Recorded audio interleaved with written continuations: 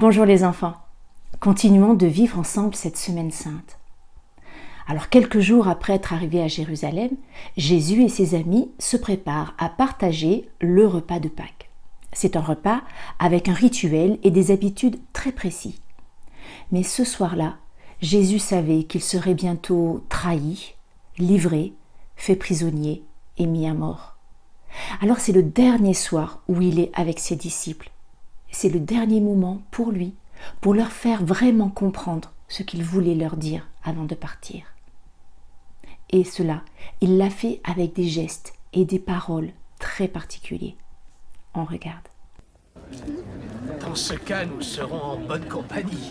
Veux-tu faire passer la cruche d'eau, s'il te plaît? Merci. C'est bon de se reposer après une si longue marche. Seigneur, Seigneur. Pourquoi nous voyons-nous en cachette, Marie? Parce que Jésus est plus en sécurité ainsi. Et personne ne viendra l'arrêter pendant la Pâque. Arrêtez le maître?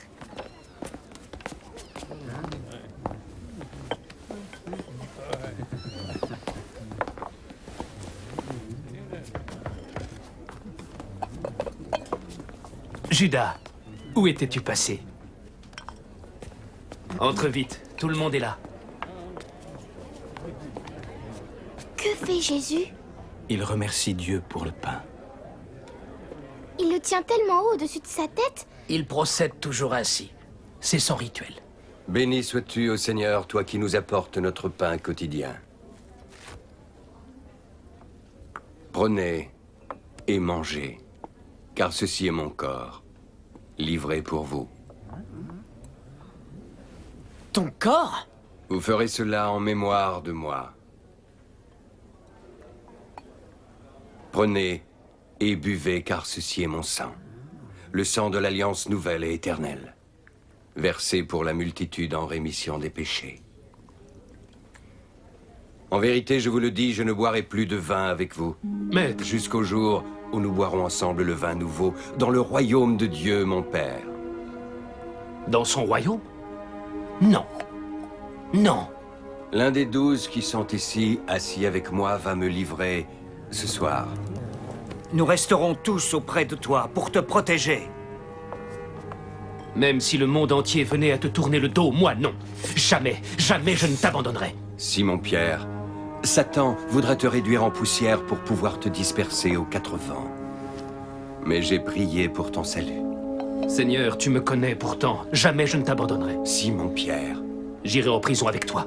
Exécution. Simon-Pierre, cette nuit même avant que le coq chante 2 fois, tu m'auras renié 3 fois. Judas, va donc faire ce que tu as à faire, Rabbi? pendant qu'il en est encore temps. Va, fais-le donc. Fais-le et vite. Maître, Où va Judas? Le maître vient de lui parler. Il va revenir, ne vous inquiétez pas. L'heure est venue. Vous avez reconnu les paroles que le prêtre prononce pendant la messe. À l'église, quand le prêtre célèbre la messe, c'est Jésus lui-même qui est en lui. Et comme Jésus l'a fait autrefois avec ses disciples, eh bien Jésus, à chaque messe, le fait avec nous. C'est extraordinaire. Maintenant, écoutons le Père Hervé. La communion. Vous et moi, chaque jour, nous mangeons, nous buvons. Et si, pendant quelques jours, je ne mange pas, je ne bois pas, petit à petit, ma santé va dépérir et je vais mourir. Dans la foi, dans la paix avec Jésus, c'est pareil. N'hésitons pas à venir communier, à venir rencontrer Jésus, présent dans le corps, dans son corps, dans le sang, dans son sang, pour avoir la vraie vie. Le soir même, Jésus a eu aussi un autre geste très particulier.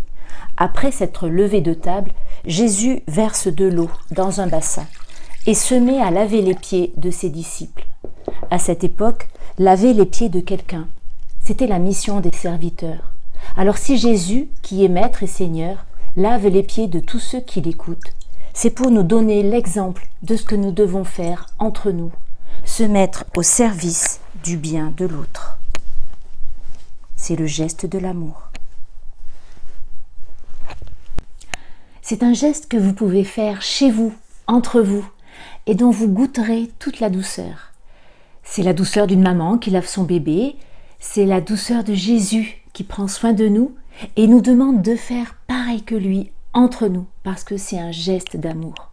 Voilà. Alors vous pouvez compléter votre croix sainte en dessinant le cœur de la croix, comme ceci, et vous représentez la scène, le repas de Jésus avec ses amis. Alors sur le détail de la grande croix, la scène est représentée de cette façon. On voit Jésus à gauche, on le reconnaît car autour de sa tête, on voit l'auréole jaune doré avec du rouge pour montrer la croix. On voit le jeune Jean qui s'est endormi sur la poitrine de Jésus. Regardez, il est tout à côté. Et en bas, on voit Pierre qui tient un couteau pour montrer qu'il veut défendre Jésus. Enfin, sur la table, on voit la coupe et le pain. Bon, moi, j'ai pas mis tous les détails, hein. Faites comme vous avez envie. De toute façon, je suis sûre que ça sera très très beau. Je vous propose de confier au Seigneur tous les enfants, les jeunes, les adultes qui se préparaient cette année pour recevoir le baptême ou pour recevoir la première des communions. C'était peut-être pour cette semaine, pendant la semaine sainte ou pour dans les semaines qui viennent. Et évidemment, c'est un peu différé. Mais voilà, ne vous inquiétez pas. Dieu ne vous oublie pas. Et il profite de cette période pour faire grandir le désir de foi en vous. Alors prenez patience. Et puis je vous propose de nous quitter sur un petit chant, mais pensons à tous nos amis du caté, dans les aumôneries, dans les classes, dans les patronages. Voilà, pensons à tous ceux que nous aimons. À bientôt, ciao. Dieu ne pouvait pas nous offrir